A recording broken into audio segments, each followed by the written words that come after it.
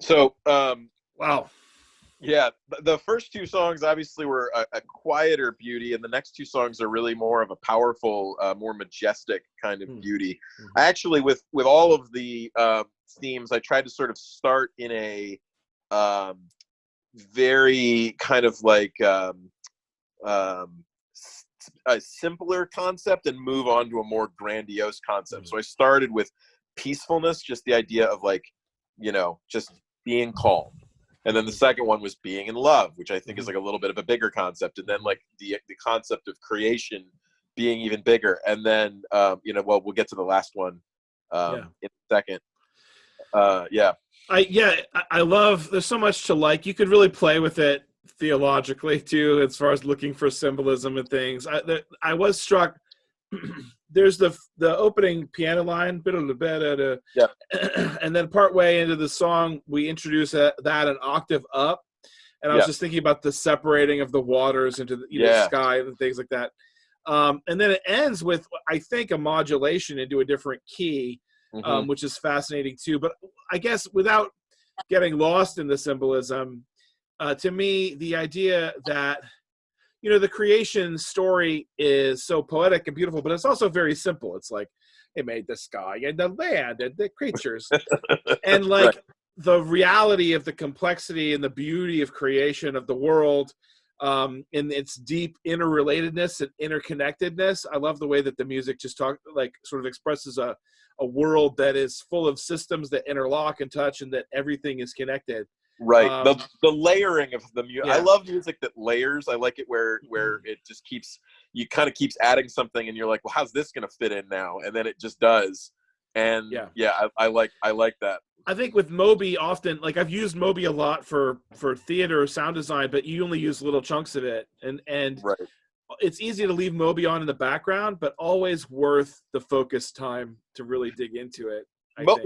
Moby's so I'm a big Moby fan. I actually got into Moby in a really weird way. I was in AP Government senior year of high school, and we got to talking about prison reform, and I was very much um, strongly in favor of like sort of being against the death penalty and the idea of believing in prison as a time to sort of uh, rehabilitate Mm. and be reintroduced to society, kind of a whole again, and feeling frustrated at the state of the prison system.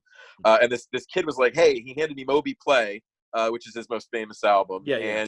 and he said, "Hey, listen, you probably won't even like this music, but Moby writes essays instead of including lyrics in his Hmm. liner notes." He said, "There's an essay in here on prison reform. You should read it." And so I listened to the music too. And at first I didn't like it because Play starts out very strongly with Honey.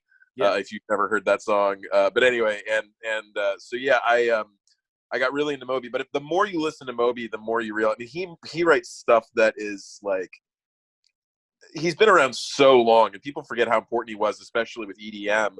Hmm. Um, but he's written all kinds of music, ambient music and club music and aggressive rock music, Hmm. and just kind of things that might be described as musical hip hop and everything in between.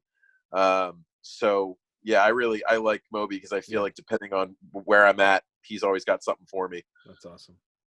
Well, what's the last one All right, for so for today? the last concept for this for beauty is the beauty of redemption. And as I said, with the love song by Carla Bruni also being sort of melancholy, which we're going to get into in another list, that this song, this kind of redemption song, is also a song that could fit into the power uh, theme that we're going to get into in another go.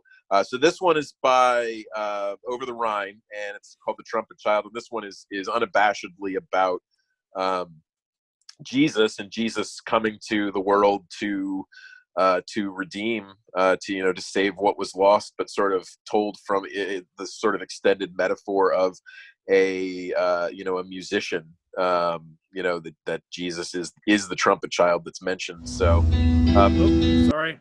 yeah, this is a live. This is the best live recording I could find. Over the Rhine's not really known for making music videos. Yeah. Um, so yeah, this is the best version I could find. I found one that had better audio, but video was just shaky as all get out, and I was getting a headache. So this is the best one I could find. All So here we right, go. Yeah, here we go.